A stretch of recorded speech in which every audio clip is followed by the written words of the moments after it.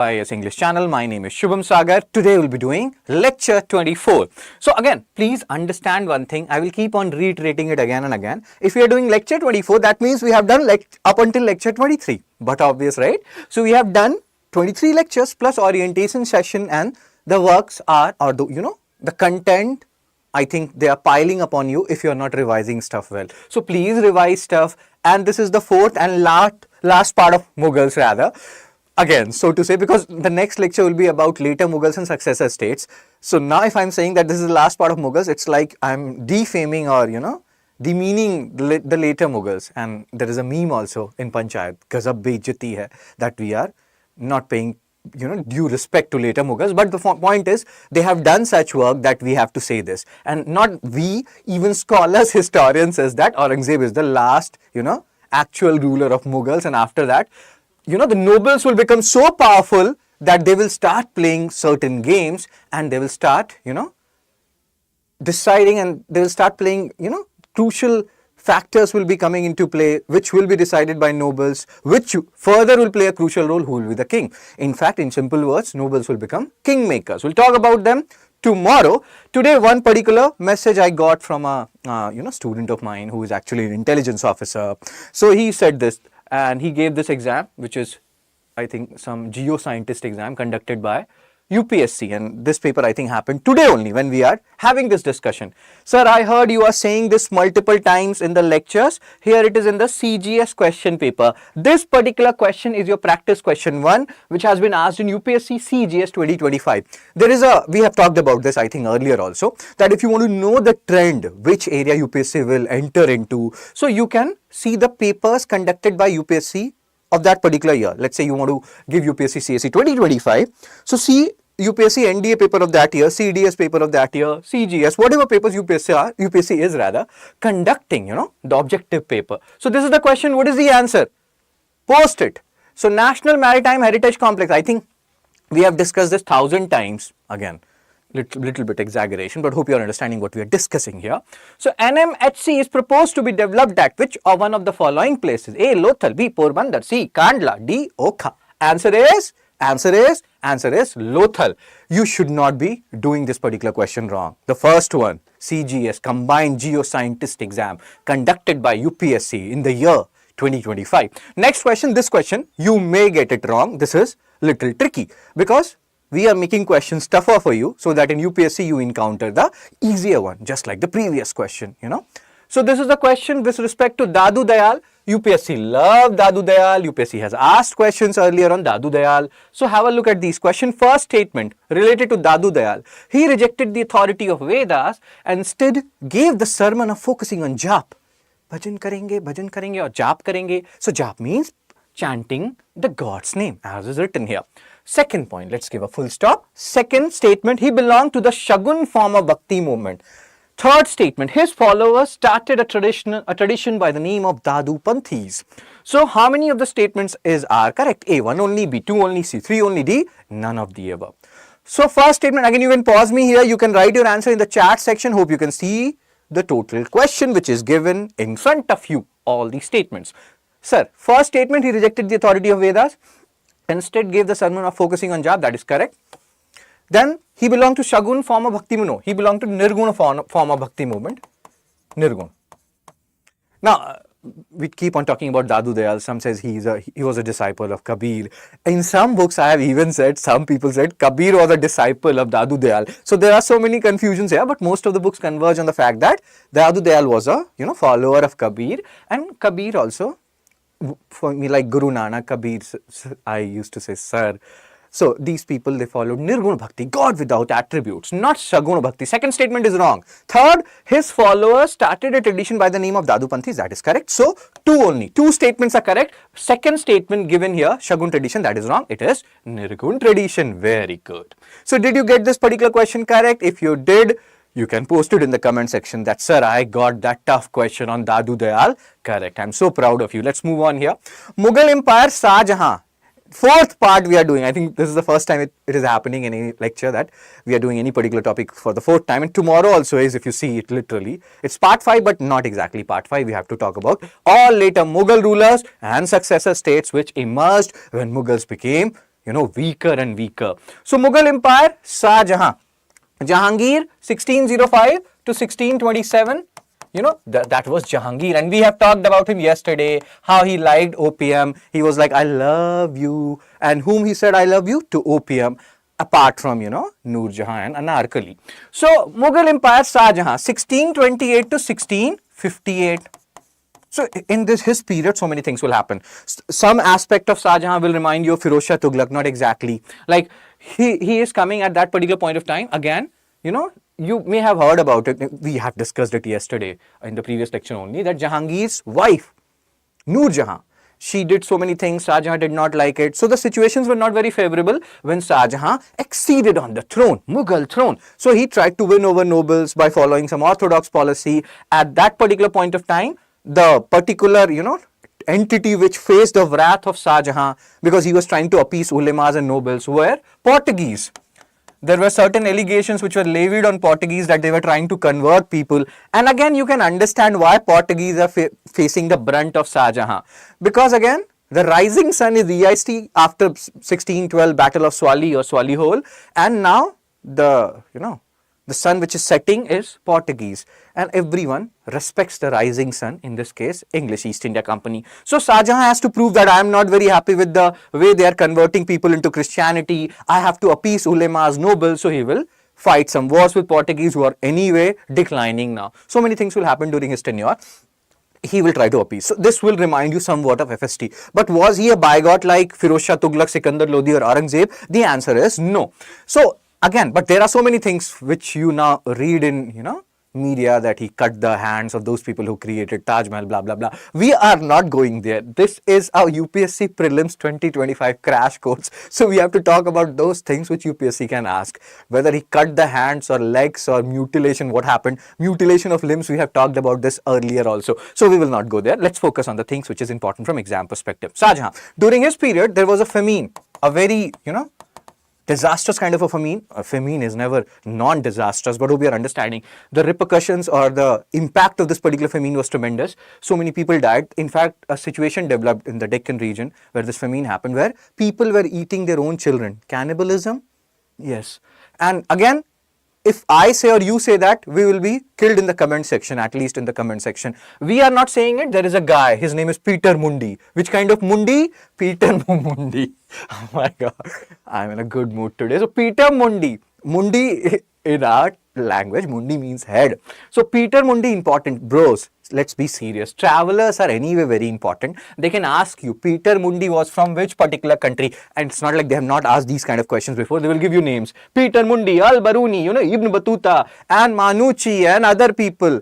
Pelsart, and then they will give the countries from where they came. And this is one of the favorite questions of different exams, be it UPSC or PSCs. They keep on asking this. So Peter Mundi came from England, and he talked about this particular famine where parents parents ate their own children, because sometimes you have to do what you have to do, survival of the fittest. But again, we have to take these things with a tinge of salt. We'll talk about this thing later on. First of all, let's summarize the major events which happened during the reign of Shah Jahan. Famine happened. Then what else happened? See, before Shah Jahan, up until 1638, the capital, until 1638, the capital of Mughal Empire switched so much. Sometimes they will be in Delhi, then Agra, then Fatehpur Sikri, Lahore, Lagdi Lahore Diya, Kudiyan Lahore Diya. So there are so many songs related to Lahore. So maybe that's why these guys used to love Lahore. So switching of capital happened a lot. Please understand via these stupid jokes. What I'm trying to tell you is, like, his reign is from 1628 to 58. Somewhere it is also written 1627 to 58. Don't worry about it. So up until 1638, the capital of Mughal Empire switched a lot.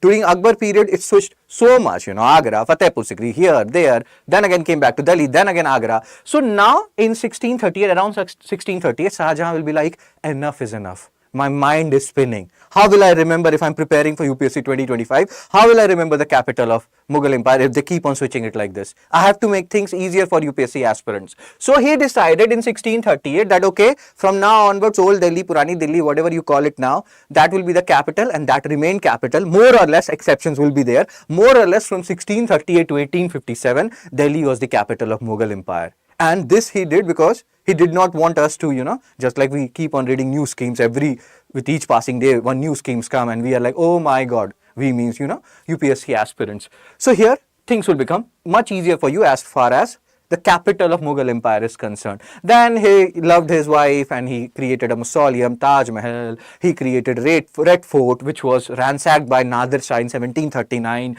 He had Kohinoor. He made peacock thrones. Some people said that Shah Jahan was the richest person in the world at that particular point of time. You will feel like, ha, this is a joke. But again, the reality is it may be true. He made Taj Mahal, he had Kohinoor, he had Peacock Throne. And when you will go to Aurangzeb period, which we will do today, you will realize that during Aurangzeb period, India became one of the richest country, if not the richest country in the world. So there is possibility that Shah Jahan may have been the richest person in the world. So all these things will happen. He loved his, eldest son. I guess the eldest son, that is Dara Shikoh, and he wanted to make him. It is said that in 1630s only, this whole thing was given that Dara Shikoh will become the king after Shah Jahan. And Dara Shikoh, again, if you read historians, what they talk about Dara Shikoh, they talk very favorably about Dara Shikoh. Like Shah Jahan, Aurangzeb, everyone, Mughal rulers, you may hear so many bad things. They, after Taj Mahal was constructed, all the laborers' hands and this and that were cut down. And there are memes also, reels also on YouTube. But one guy about whom you will see most of the people talking good is Dara Shikoh, who was the son of Shah Jahan, and he had he was born in March. I was reading about him. I am born in March, 11th March. I think he was born in 20th March. Maybe he's a PCN. And PCNV people are very sensitive, emotional and artistic and creative and whatnot. But again, let's not go there. That's what happens when you go too deep. So Dara Shikoh, it was said that he had so much interest in, he was very liberal. He read about Hindu text, Islamic text, Sufi text, and he was very liberal. And again, you may have heard about it, read about it, that if he would have been the king, the situation or the history would have been different, blah, blah, blah. But again, it is what it is. You have to read history the way it is, We cannot live in the world of fantasies. We can, but here we have to face the reality. So Shah Jahan 1628 to 1658, sir and ma'am. And let's now read the slides. We know something about him. We have talked about the issue related to Jodhabai, Jagat Gosain, how Amir Bai or the Maryam-uz-Zamani, she was called, who was Akbar's wife, was called Jodhabai, but she was Amir Bai. The actual Jodhabai was Jagat Gosain. She is the real deal. Oh my God.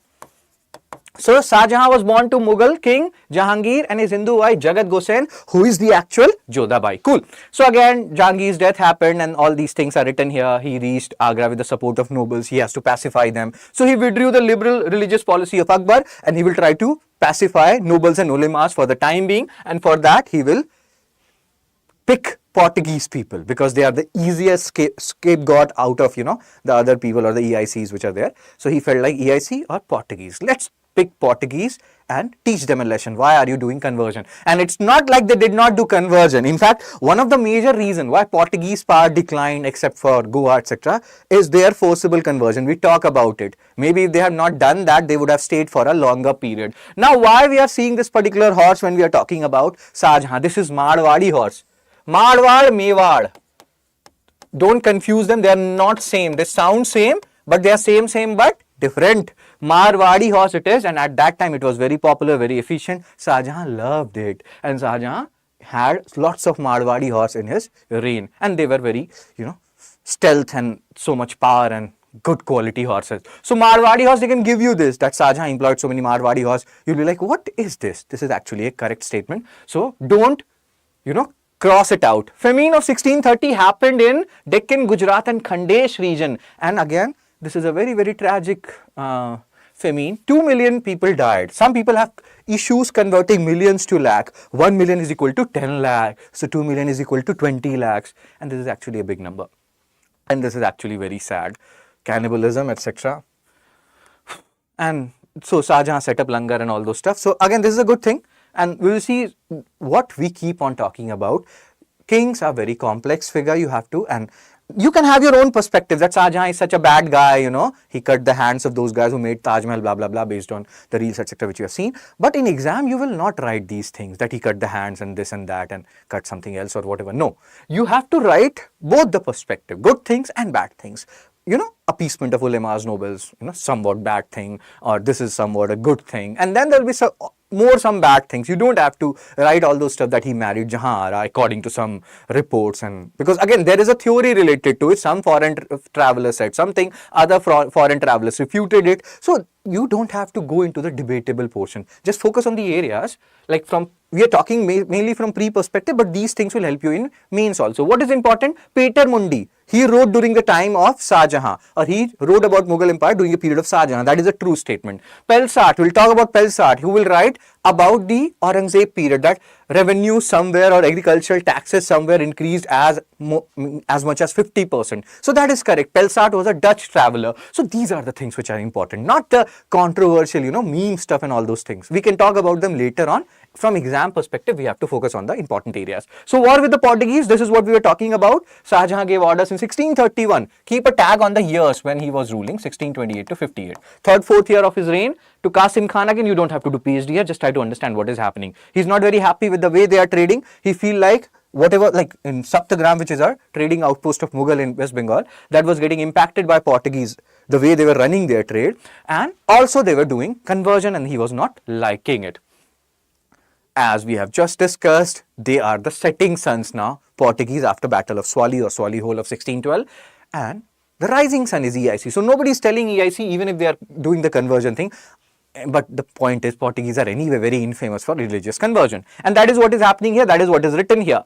It's on 23rd. You don't have to remember the dates. Just try to understand. In the initial years, this was the fight which Shah Jahan took with the Portuguese. And not only this, Shishodiyas of Mewar, they kept on, they were so brave. They kept fighting against Akbar. They kept fighting against Jahangir. Jahangir was anyway not interested in fight. All these things. He was interested in Noor Jahan, Narkali, opium. These three things interested him the most. So again, but during the period of Shah Jahan, it is said that Shishodiyas of Mewar, they accepted the subordination. So again, he fought, and not only this, one very fascinating aspect related to Shah Jahan is this: he went as far as Persia, Iran to fight the Safavid Empire, because Safavid Empire, where Humayun had went, remember when he was facing issues and like with Sher Shah Suri, he ran away to Safavid Empire. So in a way, Safavid Empire, who was Humayun to Shah Jahan, it's like great grandfather, if I'm not wrong.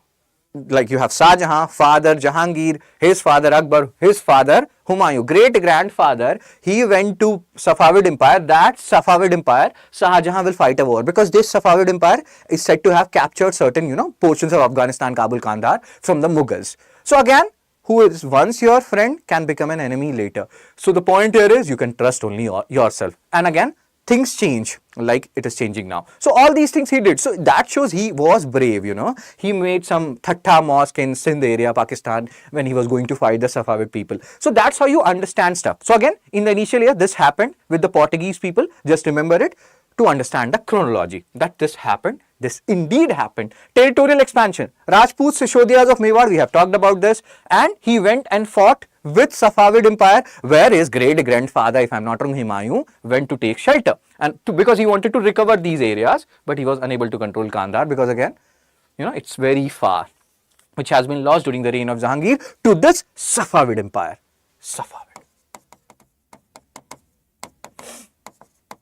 Cool. Let's continue, bro. His Deccan policy was more successful. Again, Deccan kingdoms, they will keep on coming. When we were talking about Bahmani kingdom and Deccan Sultanate, at that time also, we have discussed this particular point, that these Deccan Sultanate more or less will be captured during the period of Aurangzeb. But according to Jadunath Sarkar, मैंने कोई जादू नहीं किया.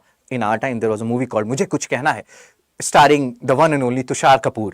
And in that movie, there was a song, मैंने कोई जादू नहीं किया. That song, that means I have not done any magic. That song will help you remember Jadunath Sarkar. He was a very famous historian, Jadunath Sarkar. Do find out whether he has died or not. So Jadunath Sarkar said, what we were talking about, yes, Jadunath Sarkar said that the policy of, Aurangzeb to capture these kingdoms, that led to the downfall of Mughal Empire and, in the later years. Because, and there is a quotation also, this like Deccan ulcer ruined Mughal kingdom, because in a way Deccan kingdom were acting as a, like some portion of Deccan kingdom were acting as an, boundary between Mughals and Marathas. Then when this boundary is removed, Mughal and Marathas will be fighting with themselves, and you will see what will happen in this period. See, Shahaji Bhosle, Shivaji's father, Shah Jahan will defeat him. Maratha Empire has yet not been established during the tenure of Shah Jahan. So again, if we go by the chronology, Shah Jahan 1628 to 58. Marathas, when we will talk about Marathas later on, you will see their tenure is 1674 to 1818. So they will become a bigger, and that Maratha kingdom will be established by Shivaji, and he will be saying, "Main intikam lunga," just like Dharmender's movie. That means I will take revenge. Oh my God, of this defeat of my father by Aurangzeb's father. I will not forget it. I will show them or teach them lessons. Fine. So Deccan policy, he is also doing certain things, capturing certain portion of these Deccan Sultanate. This whole thing will be completed by Aurangzeb, but later Mughal rulers will face the brunt of it. And again, many reasons are given. First, the boundary between, Mughals and Marathas were gone.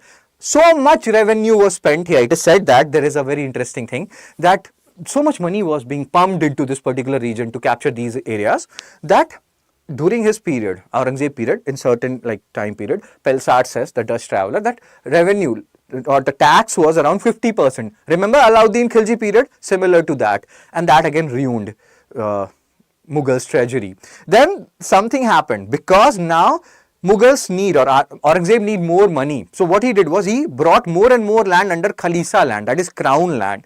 Because of which what happened? Many Mansabdars were not getting their Zagir, because the land are converting into Khalisa land. So Bezagiri happened. Zor Talab land were given to Mansabdars. What are these Zor Talab land? We'll talk about them later on. But this is all very fascinating if you connect them and read them in such interconnected manner. Fine. So now let's do some revision also.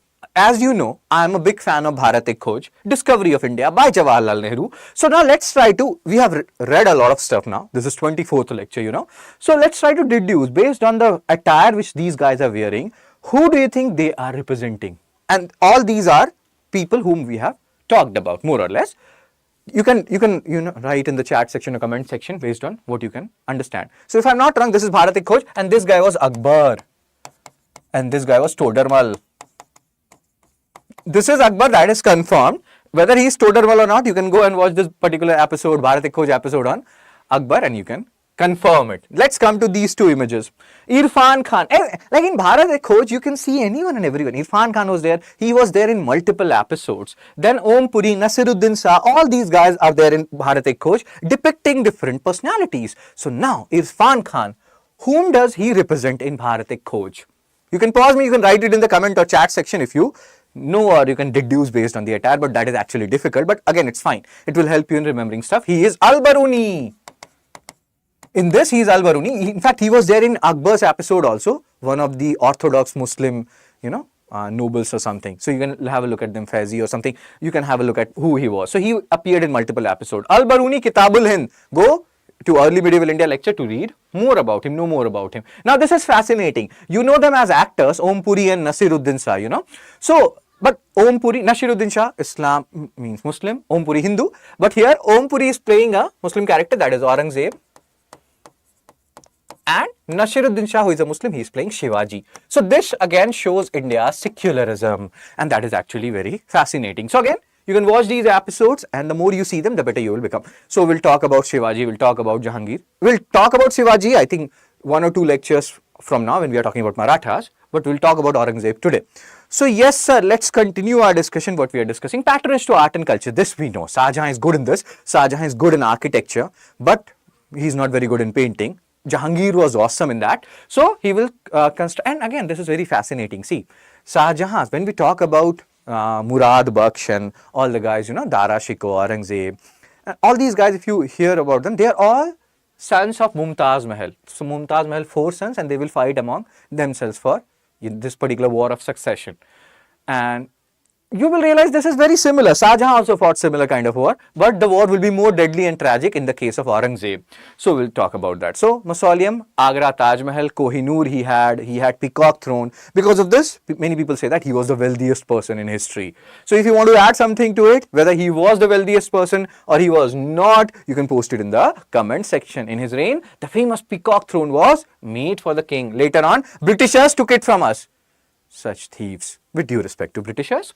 So patronage to art and culture. So here again, this is what we were talking about. To alleviate the problem of UPSC aspirants who will be giving their UPSC prelims in 2025 or after that, but hopefully you will crack this year everything. So Shah Jahan decided that no more shifting of capital, Delhi to Agra to, Fatehpur Sikri to this and that. Now I will be shifting my capital from Agra to Delhi. I am, little bored of Agra. Now let me go to Delhi and I will stay there. So from 1638 to 1847, and it will take 10 years to build this old Delhi thing.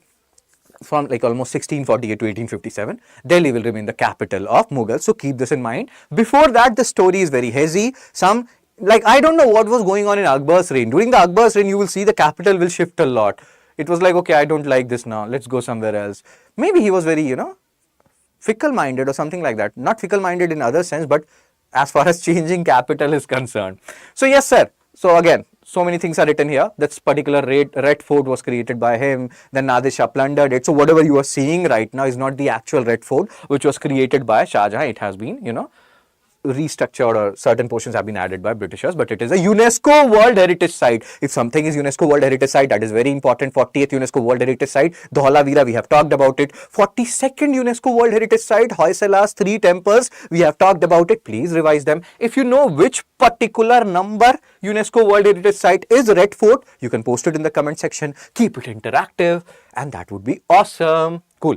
So Shah Jahan's mosque Thatta. So he made it this particular mosque in Sindh. So when he is going to this Sindh area, because when he is fighting with the Safavid Empire to capture the lost portion of Afghanistan, in that process he made this particular Shah Jahan mosque Thatta, Sindh. This is the Shah Jahan mosque. Dude, this is so wow, man. Seriously, so wow. But he is very bad and pathetic in painting. So Old Delhi, also known as Purani Delhi, is part of the larger city. Again, this is what was created, and it got created by 1648. They will write it somewhere. Here it is written. And from 1648 to 1857, more or less, Delhi will be the capital. That is what they are saying here. Mughal paintings, he was very inspired, or he took inspiration from European paintings. So court paintings, artificial lighting and all those colors came into existence. It was not as natural, as beautiful, as awesome as the Jahangir era of painting. Cool. So he cannot be good in everything, You cannot be jack of all trades, king of none. He was king of some. He was not king of some trades. He was not jack of all trades. Painting is one where he lacked somewhat. Fine. Fight for throne after succession. Dara Shukoh. He's also written as Dara Shikoh. And we have discussed Shikoh. That 1628, Shah Jahan became the ruler. In 1630s only, he had declared Dara Shikoh will be the ruler. So obviously he has 3 more sons from Mumtaz Mahal who will not like this, and a war of succession will happen. And then you will see Aurangzeb will tell to others that dhokha swabhav hai mera, like Amir Khan used to say in Thugs of Hindustan. What does that mean? That I am very good in deceiving you, and I will, flip the table anytime. You cannot trust me. So we'll see why Aurangzeb is said like this, but he's also known as Zinda Peer because he was very faithful to his wife and he was very pious Muslim and all those. But there is also a UPSC mains question related to was he a real bigot or not. So there are so many things related to Aurangzeb we have to talk about. Fine. So Aurangzeb imprisoned Shah Jahan, and because Shah Jahan loved so much, has so much love for Dara Shikoh, so Aurangzeb had so much hatred for Dara Shikoh. So when he killed him after Battle of Devroy, there are so many battles which were fought. Battle of Samugarh, Battle of Dharmat, and then Battle of Devroy. After Battle of Devroy, according to one foreign traveler, so he paraded Dara Shikoh on horse, and by caging him and all those stuff in the streets of Delhi in a very humiliating manner. And then somebody killed Dara Shikoh. He saw that particular mutilated body of Dara Shikoh. He killed it further, removed the head. Why I'm giving you such vivid description is, after that what he said was, he told his people to give a particular thing to Shah Jahan. When Shah Jahan opened that particular thing, there was a head of Dara Shikoh and all those stuff, and then he fainted. So this is an account by a foreign traveler. This vivid image, although it's so bad, it will help you in remembering certain stuff. Good, sir, means not good, but good that it will be helping you in remembering stuff. So Battle of Samugarh, it's a very important battle. The Samugarh, if I'm not wrong, it's near Agra. So they can ask you Samugarh, where it was fought, in which particular state. So this battle ensured that now Aurangzeb will lead. But still, Dara Shikoh has not died. After Battle of Devroy, Dara Shikoh will be captured, and then things will be done to him, which we had just discussed. Fine. In the meantime, it's around 1658, Shah Jahan got ill or something during that particular period.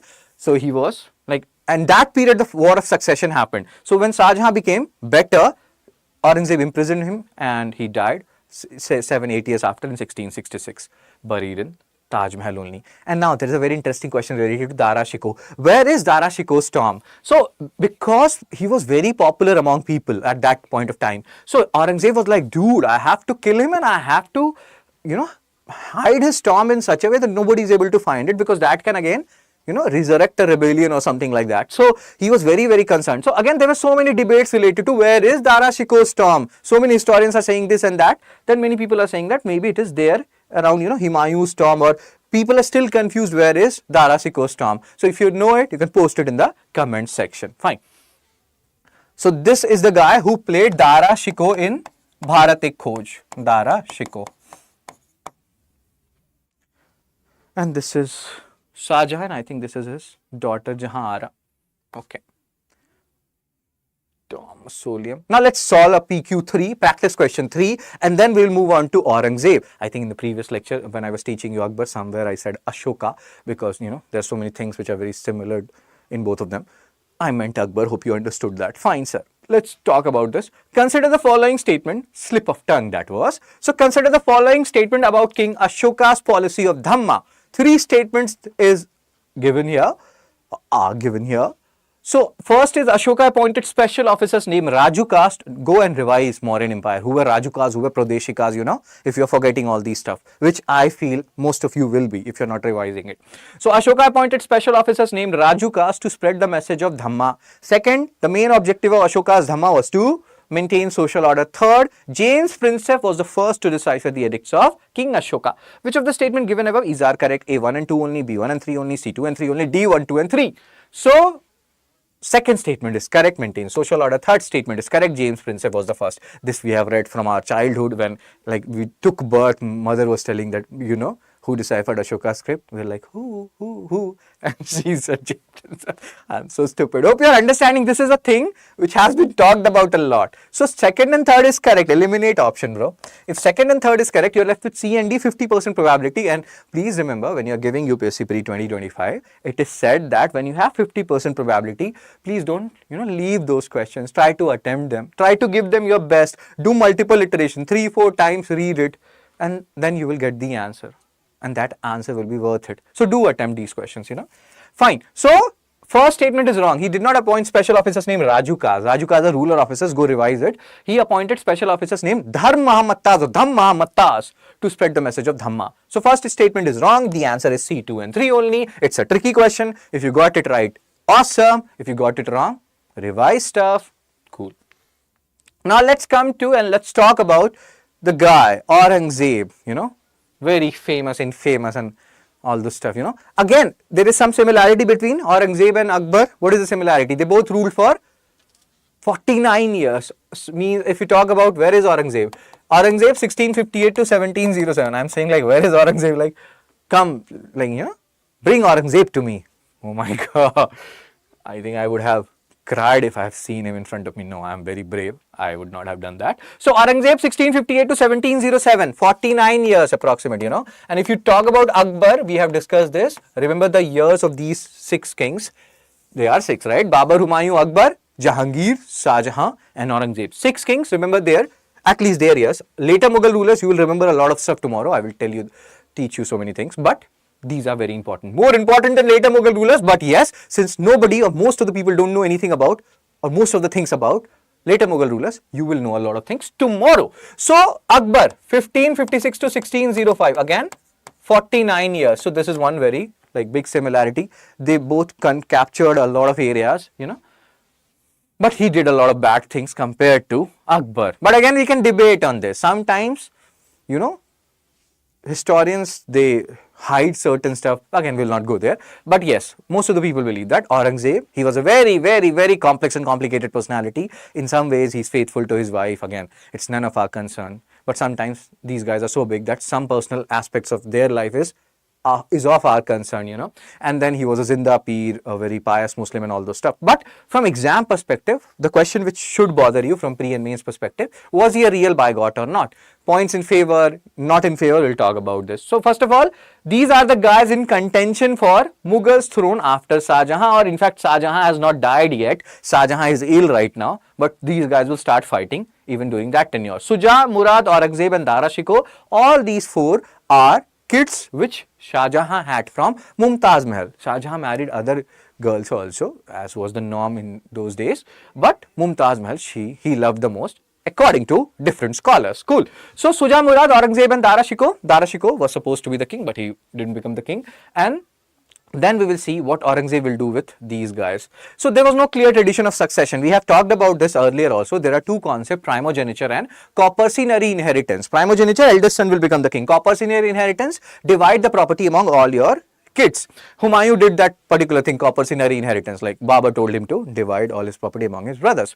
But you can see why they used to fight so much.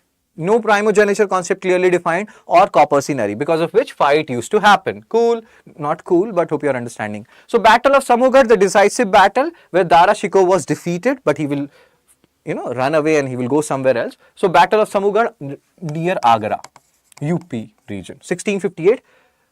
Aurangzeb has become the king, but Aurangzeb is very wary, and here Aurangzeb will be held by his brother called Murad Baksh. If we talk about the story of Suja, we'll talk about him later on also. Very tragic incident happened with Suja. If you think about it, he went to, from Bangladesh, he went to Myanmar, and so different areas, because he felt like Aurangzeb will kill him also or something like that. So he went to those areas, Myanmar areas, and he went with his Paltan, his wife and daughters and everything. And then the Myanmar king, we'll talk about it. So many things happened. That guy forced Suja to give up his daughters and all those stuff. And then he will be killed. Suja will be killed there in that area. And then Aurangzeb will be angry. Whatever he was, whatever he felt towards Suja. But this is actually a hurt on the pride of, Aurangzeb and the Mughals. So he will send his army to Myanmar and those areas. We'll talk about Suja later on also. It's a very tragic story. But let's talk about these guys first. Murad, Aurangzeb and Dara Shikoh. So Murad will help Aurangzeb in defeating Dara Shikoh in this decisive battle of Samugarh. Remember the years. You may have, like UPSC can give you Battle of Khanwa, Chanderi, Samugarh, and you have to arrange them. But then what Aurangzeb did to him, instead of thanking him, he talked like 1 or 2 months after. This happened in In July 1658, Aurangzeb called Murad Baksh that, bro, let's have some drinks. Let's drink some coke and let's eat some chips. No, they were not drinking coke. But again, we are all kids, so we should not be talking about wines, etc. So they were drinking, and then Murad Baksh was intoxicated. He was imprisoned. He was taken somewhere, and then he was charged with the killing of a guy. And in like 3 years, he was in jail, and then he was killed or executed in 1661. So that's what Aurangzeb gave to Murad Baksh. So sad. But again, history is sad. It's all about. So he is like, this is the guy. His name is Amir Khan, and this is the movie which nobody watched. What is this movie? Battle of this and that. I forgot the name of this movie. Thagistan or something like that. Thugs of Hindustan. So yes, sir. So Dhokha was in the genes of, or like it was there in the genes of Aurangzeb. Please understand this. This will help you in understanding these guys. Murad Baksh, Shuja, what is happening. Battle of Samugarh. Then Battle of Devroy near Ajmer, Rajasthan. This happened, and then now see. 1658 only, Aurangzeb had started ruling. But 1659, he was very, very wary that I have to kill all my brothers. Otherwise, and especially I have to kill Dara Shikoh. People love him. People, just like we are talking so fondly about Dara Shikoh and not so fondly about Aurangzeb and others. So same way people at that time were like, no, he was born in March, 20th March, he is a PCN. So he's a good guy. Oh my God, I'm so, biased towards him because I am a PCN. Again, let's focus, bro. So people liked him, and he was like, if I don't kill Dara Shikoh, people will not accept me as a ruler. So I have to kill him, and then he killed him. And that happened after Battle of Devroy when he captured Dara Shikoh.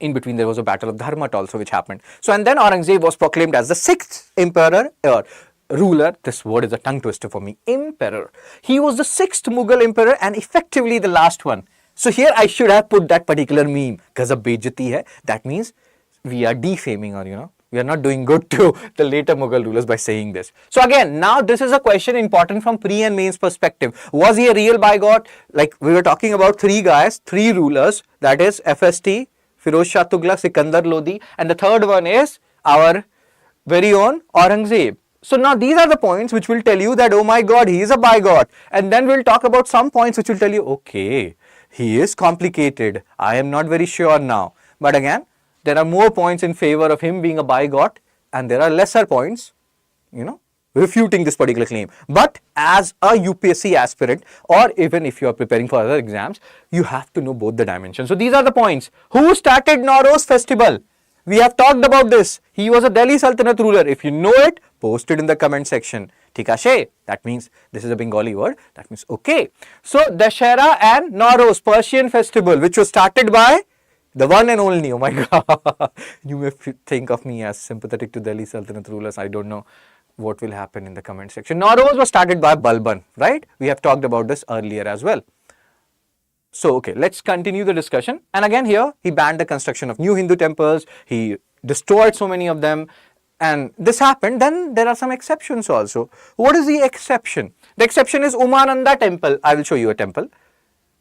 See, this is a Umananda temple in Guwahati. I have lived in Northeast a lot. I love Northeast. Northeast is awesome. So this is on a very small island. I think somebody says that is the smallest inhabited riverine island in the world. You can have a look at this. Majuli is also there. And again, we'll talk about all those things.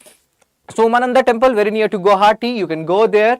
And this particular temple is very old. But it is said that Aurangzeb gave money for, repair and all those stuff. Because so many things happened. Even after Aurangzeb, a big earthquake happened in 1897. Many of these areas, if I'm not wrong, Assam, so many people died in that earthquake.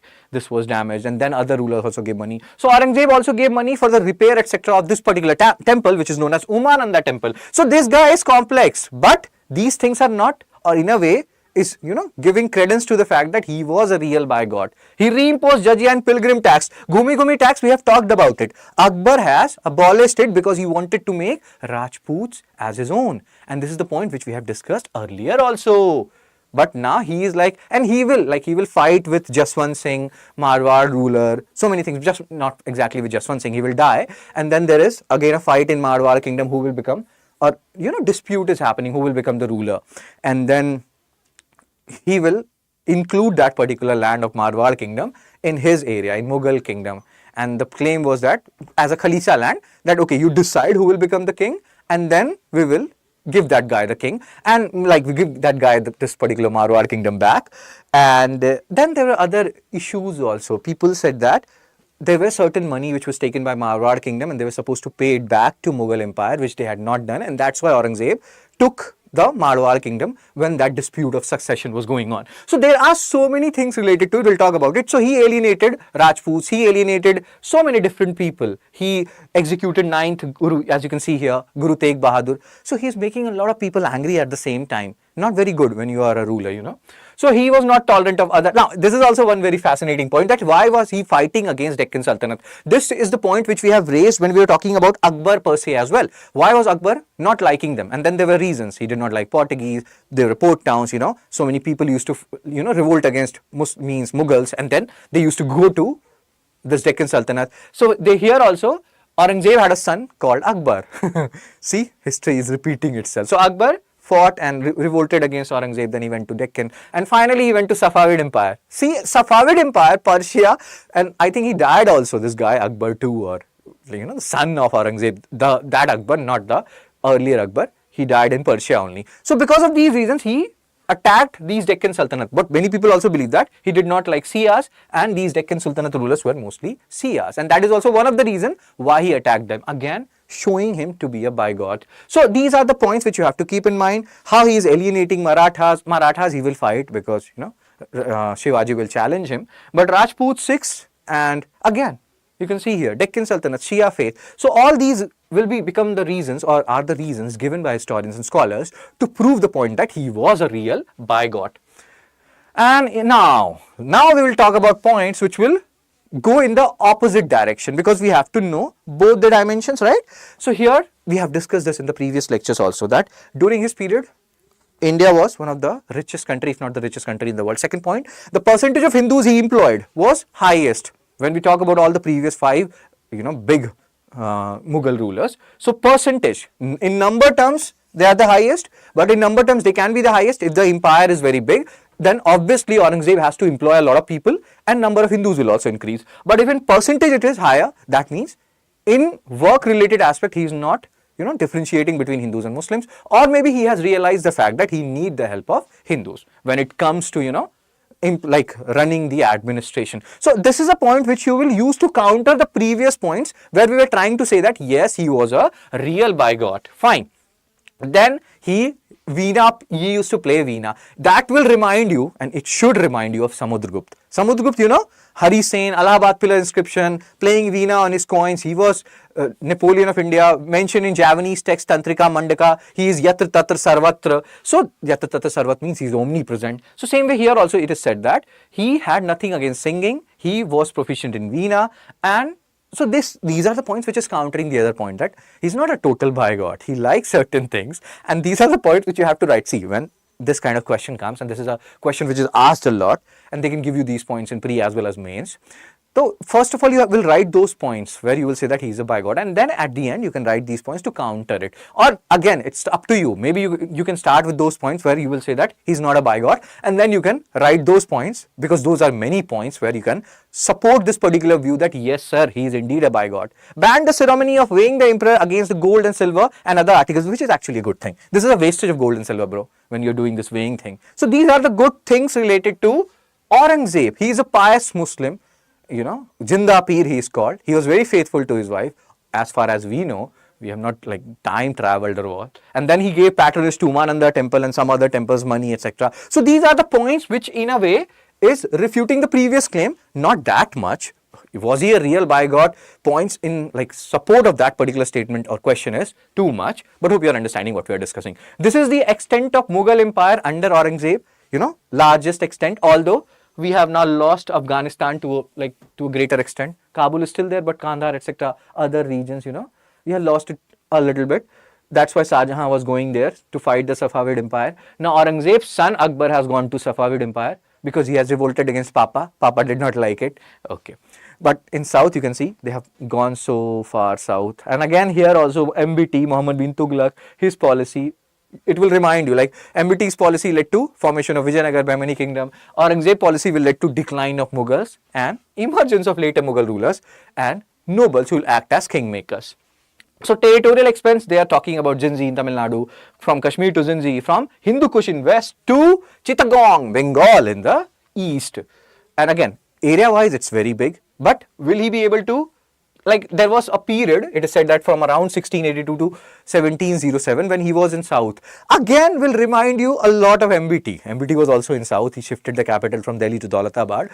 He faced a lot of problems. Aurangzeb faced a lot of problems. He managed it because he was that ruthless as a ruler. But the later Mughal rulers were not that efficient, and they were not able to manage this whole thing. Plus the, you know, Mughals exchequer money and all those things, it's getting extracted, it's going out at a much faster pace than the monies are coming in, and we have talked about all these things. We'll talk about all these things later also. Deccan ulcer ruined Mughal Empire in the words of Jadunath Sarkar. So Deccan policy of Aurangzeb was motivated by policy of containing the growing influence of Marathas. Now let's again do a compare and contrast. Most of the people, and that's what we keep on discussing again and again, that they read everything in silos. They will read, you know, Aurangzeb separately, and like we were talking about Delhi Sultanate separately, Vijayanagar separately, Bahmani separately. When you club them together, you understand what is happening in north, Delhi Sultanate, and like MBT period, Vijayanagar and Bahmani are getting created. In Bengal, Ilyas dynasty is getting created. FST, after the end, what is happening? Regional kingdoms are emerging. Jaunpur kingdom, Sarki jo sar se wo dhire dhire, that is Sarki dynasty. So all these things, you have to, you know, connect the dots. So let's try to understand what is happening in Marathas, or what they are doing when Aurangzeb is ruling. So Aurangzeb 1658 to 1707.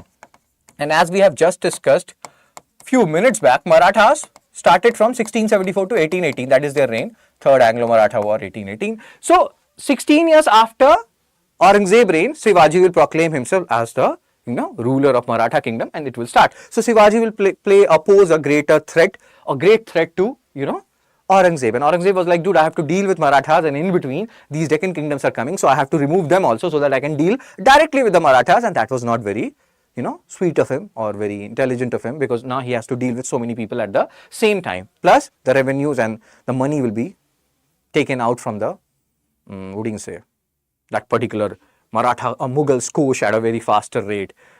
Hope you are, like, again, drain of wealth is happening here, and in a negative manner for Mughals. Hope you are understanding what we are discussing. So again, Shia kingdoms are there. and in the words of many scholars, Aurangzeb does not like Shia people, Shia rulers. Plus, his son Akbar, about him we have talked. And he's not the same one, the previous Akbar, as previous Akbar. He is different, and he used to go to Deccan, and he he revolted against. See, there is a story related to Akbar also, but that is not important from exam perspective. So he went, like Aurangzeb sent him to fight against the Rajputs. So he went to fight against the Rajputs. Rajputs was like, Akbar, come, let's have some tea and let's have some biscuits and oat biscuits, and they are good for your health. So he brought, like, they brought Akbar, and they said that please revolt against Aurangzeb. He's not. He will not support you, he just wants his kingdom, nothing else. Let's revolt against him, and if he rules as long as Akbar did, you will be very old when you will get the throne. So let's do it right now only, it's for your own benefit. So all these things, Akbar was like, yeah, I'm convinced now, so I will revolt against my father. So Rajputs were the one who, ignited this whole thing, and Akbar revolted. But, Aurangzeb is Aurangzeb. He has kept a tab, and he has removed all his brothers. So what is this kid in front of him? So all these things failed. Then he went to Deccan. Then from there he went to Safavid Empire, and then he died in Persia only. So this is some relation or some information related to this guy Akbar. Aurangzeb came to Deccan in 1682 because of various reasons, Shia, Akbar, and all those factors, to keep a tab on Mongols. I'm saying the Marathas. And then he remained here because this was too big a problem. He maybe thought that he will stay there for 5 years. He stayed there till for 25 years, and he died here only in 1507, and his mausoleum is also there in Aurangabad region, I think, in Maharashtra region only, right? So Aurangzeb annexed Golconda, and the whole Deccan Sultanate will be annexed by him by the end of his reign. But again, in the words of various historians, it's a blunder. There was a barrier between Mughal and Marathas. These Deccan Sultanates were acting as a barrier. Some of the portion of these Sultanates were acting as a barrier. That barrier was removed now. Deccan campaigns exhausted Mughals' treasury. That is the word which I was searching for. And now, Jadunath Sarkar. मैंने कोई जादू नहीं किया. मुझे कुछ कहना है. Jadunath Sarkar. He will say that. Historian, very important historian. You will hear about him a lot in modern history. He is the one who says that from 1757, Battle of Palasi, modern India, emerged because EIC proved that they are here to stay, and modernity came to India. Many people even believe that after the death of Aurangzeb, 1707 onwards, modern India arrives. So we are at the fulcrum of modern India now. We are about to end, medieval history, and about to enter into modern India. So Jadunath Sarkar, you will hear about him a lot. Deccan ulcer ruined Aurangzeb. They can give you this particular statement. It's a very famous statement. Who said this? The Deccan ulcer ruined Aurangzeb or ruined Mughal Empire. So you have to remember Jadunath Sarkar. Jadu, magic. Important points, textile. Now, these are the points which will tell about the other aspects that, there is some Islamic calligraphy. He paid attention to it. Then he wrote certain books, Aurangzeb. And there was a guy who wrote for the first 10 years of Aurangzeb's reign, and he said certain things. So textile industry flourished. He gave permission to French for establishing their factory at Surat, influenced by Naqshbandi Sufi order. So even though he was, Orthodox Muslim, many Orthodox Muslims don't like Sufism also. Just like if you go back to FST Firoz Shah Tughlaq, he did not like Sufism, he did not like Shia Muslims, he did not like Hindus. But he is not like, as in the words of different scholars, he was influenced by Naqshbandi Sufi order. He compiled Fatwa-e-Alamgiri. This is like an ethics book, that how a king should deal with, his kingdom, general ethics, military strategy, all these things. Fatwa-e-Alamgiri, who wrote? Aurangzeb wrote, So you have to, and he's also known as Alamgir. So you have to remember this. And this is the point which we are talking about. These are the points which will, you can use to counter the point that he was not a real bigot. India was the largest, India surpassed King China to become world's largest economy and biggest manufacturing power. Now I will tell you people to research on this particular statement. Whenever you have time, you can research on it. Otherwise, understand this, that these are the good points, positive points associated with Aurangzeb. 10 years of his reign are written in Alamgir Nama. It is not written by Aurangzeb himself. Fatwa-e-Alamgiri is written by him. Alamgir Nama written by Muhammad Kazim till from 1658 to 1668. And his personal life was marked by simplicity. It was not like, dude, I have so much money, so, I will do this and that and that. So simple guy he was in his personal affairs. A reputation of being the orthodox, God-fearing Muslim, and he was regarded as Zinda Peer. This is also important from exam perspective. Forget the jibber jabber. What is important is which Mughal ruler was known as Zinda Peer, and this point you have to keep in mind. rebellions during his reign, Rajputs, this is what we're talking about. Marwar kingdom. Marwar is not equal to Mewar. Again, in the comment section, if you know the basic difference between them, you can post it in the comment section. What separates Marwar from Mewar? So Marwar, Jaswant Singh, he died, and then there was a succession dispute, and Aurangzeb felt like this is an opportune movement to annex this particular territory. The more the merrier, you know. And he brought it under the Khalisa land of Mughals, and he was like, you people have not paid us the money, so and like pay us the money, decide who will be the ruler, and then I will return you the land. And then the queen, Rani Hadi of Jaswant Singh, she did not like this whole thing, and lots of Mughals were like, this is betrayal. We people supported you so much from the period of Akbar, and what are you doing, Aurangzeb bro? Why are you, making us hate you? So again, this is the major reason why Rajputs started siding against Aurangzeb. There are other reasons also, in which Bezagiri is also one of them, because during his period he needed so much money that he brought many land under Khalisa land, crown land. So there are not much Zagir lands to give to Mansabdars. So if you have don't have money, you don't know how long you'll be holding to that particular Zagir, you will try to exploit it to the hilt, because of which agrarian crisis also happened. So many things are happening at the same time because of his, too much centralized policy. And then Mughals will face an embarrassment in Kashmir. A home revolt will happen, and here there are two battles which are important from exam perspective. Battle of Saraighat 1671 and Battle of Itai Khuli, and in both these battles Mughals will lose. And here 1671 battle led by Lachit Borphukan, who has become, who is talked about a lot in recent time, and rightly so. So Lachit Borphukan associated with which particular battle? Battle of Saraighat. And it is said that during this period only, some of the Mughal army, they damaged this particular Umananda temple which we were talking about earlier, and Aurangzeb felt, I don't know what he felt, but according to scholars and historians, he gave money for the repair of Umananda temple. Weak navy. This is the part which you have to understand. Mughals' navy were always weak, and that's why they were so jealous of Portuguese, and they were not very happy about EIC either. Cool. But EIC was powerful. Lachit Borphukan, legendary commander of Assam, Amar Chitra Katha, Super Commando Dhruv, Raj Comics, Nagaraj, Doga. Have you heard about them? So now, consequences of these ongoing revolts. What will happen? Constant pressure on the exchequer treasury, because so much money is going on in these regions. Role of, in the decline of, because, what is happening here? Mughal Empire declined rapidly after Aurangzeb. Too much centralized policy, and here now nobles will become king brothers, Sayyid, means king makers rather, Sayyid brothers, and all those other guys will come, we'll talk about them. On the other hand, Mughal failure against these states damaged Mughal military prestige. So you are fighting against Deccan Sultanate, you will capture them, but at what cost? You are fighting against Marathas, you will not be able to capture them, they will keep on, teasing you. And not only teasing you, there will be a time around 1730, 40, 50s when Mughals, Marathas were protecting Mughal rulers. I'm not kidding, we'll talk about it tomorrow. So the continuous anarchy was brought trade, industry, and see, the thing is, where we have talked about this even when we are talking about why Bhakti movement emerged first in South India. There was peace, stability, and all those things there. On the other hand, North India was witnessing one invader after other, QGG, Qasim Ghazni Gauri. So that was a period of anarchy, in North India to a certain extent. Same kind of anarchy people are witnessing here, because Aurangzeb is fighting here, there, everywhere. You cannot be omnipresent, bro. You have to understand it. So continuous anarchy was brought trade, industry, and agriculture to a virtual standstill in areas affected with revolt. Art and culture. Islamic calligraphy. We're talking about other things also, Veena, and he was, God-fearing Muslim and this and that. And he wrote Fatwa Hai, Alamgiri. There is an Alamgir Nama written by somebody else for the first 10 years of Aurangzeb reigns. That particular Alamgir Nama describes. Fine. So here we are talking about Islamic calligraphy Nashq, and he played a crucial role in patronizing works related to this Nashq writing style. So this is Islamic calligraphy Nashq. They can ask you, see, what they have asked earlier was in different exam, what is Nashq? It's a land revenue system, blah, blah, blah. So you have to understand Nashq is an Islamic calligraphy like this. And Islamic calligraphy and all those things, when you hear, so I went to watch, and I tell this to everyone, went to watch Gadar 2. I was there in Mohali at that time. Oh my God, such boring movie, with due respect to Gadar 2. But this song was awesome. Chal Tere Ishq Mein. It has some Sufi connotation, I don't know. Awesome song. You can listen to this song, you will love it.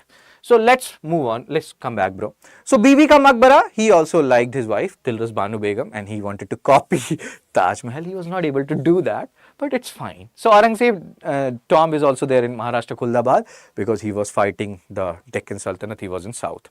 Cool. So this is how Bibi Ka Maqbara looks. He tried to, okay. It's fine. Whatever he did to the best of his capabilities. Maybe he did not have much money. Whatever was the reason, we are nobody to comment on the quality of Bibi ka Maqbara. So Mughal Empire, decline of Mughal Empire, what are the reasons? Aurangzeb is reason, weak successors are reason, Jagirdari crisis, agrarian crisis. So there are different reasons which you have to understand from both pre and mains perspective. So again here they are talking about what is happening in the wake of collapse of Mughal power. A number of independent principalities will emerge, about whom we will talk about tomorrow. Now these are the points which you have to understand. Weak successors, and weak successor is the point which we have talked about even after Ashoka, what happened in Mauryan Empire, even after FST, Firoz Shah Tughlaq, what happened in Delhi Sultanate, especially in Tughlaq dynasty. So this is a point which is very common, which you keep on talking about one way or the other for different kingdoms. So first point, that degeneration of Mughal nobility, they started getting involved in debauchery. Debauchery means getting involved with multiple people at the same time, like people say that currently our society is facing so many issues, marriage as an institution, so many things are happening, people are, again, you can understand, you can read newspaper, societies like nano relationship, something like this is going on. So when you are involved with multiple people, nobility, they are becoming corrupt and involved in various vices. Hope you're understanding. Aurangzeb's religious policy, we have talked about why he did not like Shias, Deccan Sultanate rulers, and he was fighting here, there, everywhere. So he was religiously orthodox. He abolished, he reintroduced Jizya pilgrim tax and discontinued Nowruz Dashera festival. All these again alienated a lot of people from Aurangzeb. Deccan policy, Deccan ulcer ruined Aurangzeb, ruined Mughal Empire in the words of Jadunath Sarkar. Economic bankruptcy. So much money went from Mughal treasury to these fights. Helped no one. Jagirdari crisis. Because Aurangzeb needed more and more money more and more land were brought into Khalisa or crown land. There were less Zagir for Mansabdars, because of which Be-Zagiri concept happened. Some lands were given to Mansabdar, which were called Zor Talab. That means those are the lands from which revenue is difficult to extract, because bad people are there, bad land is there, and Zagir, Mansabdars were like, dude, what land have you given me? Aurangzeb, this is not fair. So that is known as Zor Talab land. We'll talk about it. Agrarian crisis, because again Aurangzeb need more money in some areas. According to Pelsat, who is a Dutch traveler, he imposed 50% tax. Agrarian crisis. People did not like it. Who will like it? Invasions. Nadir Shah 1739. Then Ahmad Shah Abdali will come continuously multiple times from 1750 to 61. All these factors again will play a crucial role in the decline of Mughal Empire. Size of the empire and challenge from regional powers. Marathas, they will emerge. You have these, Rajputs are there all the time. They are not going anywhere. And then you have EIC also, which has come now. You have other kingdoms also who are playing their crucial role. So all these regional kingdoms, they will pose a challenge. Sikh will emerge in between. So you will see Afghani people will come from outside. They will pose a challenge. So all these factors will play a crucial role. So that is what is written, weak successors, and we'll talk about these weak successors, so-called later Mughal rulers, tomorrow in detail. They are important. They are very ignored. Most of the people don't know anything about them, or very few things about them. We have to know important things about them, because this is the period when so many things are going concurrently. Marathas are operating, EIC is becoming powerful, so many things are happening. So we have to understand later Mughals, which we'll do tomorrow. Degeneration of nobility, we were talking about debauchery and, they are involved in so many different vices, which is not helping the matter. Kings are becoming weaker. Some nobles will become kingmakers. They are not thinking about the kingdom per se. They are thinking about their own personal interest. Zagirdari crisis. Here there are terms, Be-Zagiri, Zor Talab, and we have talked about what is happening. Since more and more lands are brought into Khalisa land, crown land, so there are lesser lands for Mansabs, and Mansabdars are not getting the Zagir, so to say, and whatever Zagir is given to them are Zor Talab, or many of them are Zor Talab, difficult to realize, difficult to extract revenue from them. And because of this, they are facing Be-Zagiri, and then again people will revolt. That, bro, our revenue has declined. How will I feed my family? So there is a saying, kya khayenge, kya piyenge, kya leke pardesh jayenge. That means what I will eat, what I will drink, what I will take to foreign land. These people, like Mansabdars, they were facing that issue. Agrarian crisis, because again we have talked about Mughals and Aurangzeb need more money. In some areas, according to Pelsat, 50% tax was levied, and obviously agricultural, or these peasants, they will not like it. It's not like the period of Alauddin Khilji, who has kept a rate or the prices of different things at a bare minimum, so that even if 50% tax is there, people are happy to pay it. So that is not the case here. Here, important point is, Pelsat is a Dutch traveler. The Mundi guy, Peter Mundi, was an English traveler. So these are the points which you have to keep in mind. From exam perspective, religious policy, we have seen what he did and, reintroduced Jizya, pilgrim tax, did not let people continue the Shara Nowruz, all these things, hated Shias. So all these things alienated, executed 9 Sikh Guru Tegh Bahadur, all these things alienated different sections of people, and that will play a crucial role in downfall of Mughal Empire. Economic bankruptcy, so much fight here, there, everywhere. Finally, you will have no money. Foreign invasion, Nadir Shah, 1739, we'll talk about him when, we are talking about later Mughals tomorrow. And then Ahmad Shah Abdali from 1750 to 61. You know him majorly from Third Battle of Panipat, but he has done more things than that. We'll talk about it. Size and challenge from regional powers. So there will be different powers which will be emerging. Marathas will pose a significant issue. Afghanis, Sikh kingdom will emerge. All and other, like EIC is also becoming more and more powerful with each passing day. So we have to talk about them as well. We'll talk about them. Now let's talk this, or let's solve this particular question. PQ4, practice question 4. Consider the following statement with reference to the reign of Harshvardhana.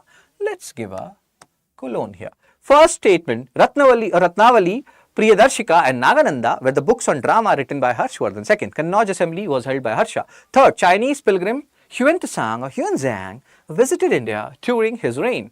Let's give a full stop. So which of the statement given above are correct? A, 1 and 2 only, B, 2 and 3 only, C, 1 and 3 only, D, 1, 2 and 3. What do you say? So today is Valentine Day. Happy Valentine Day to all of you. You people are my first and last love. Oh my God. So stupid. So yes, we are even the people who will be watching it later on. We recorded, or we had this video on, we had this session on 14th February 2025. All the statements are correct, sir and ma'am. D, 1, 2 and 3. Please revise, Harsha, if you have forgotten the things. We have talked about how you will remember his books. PNR. What is your PNR number? Like today is Valentine Day, you can go and ask for a girl's phone number. No, PNR number. Priyadarshika, Nagananda and Ratnavali. D, 1, 2 and 3. Now, I will upload all these PDFs related to crash course on this fun study with Shubh. Study should be fun. I have uploaded till, I think today I have uploaded up until 17 lectures. And today, we are at 24 now. So still there are so many lectures which I have to upload. I will do that at the earliest. So 4 questions, practice questions we did. There are so many theories which we are studying. How many questions you got correct? If you got correct, good numbers or whatever. If you want to post it, you can post it in the comment section. So I will see you people tomorrow.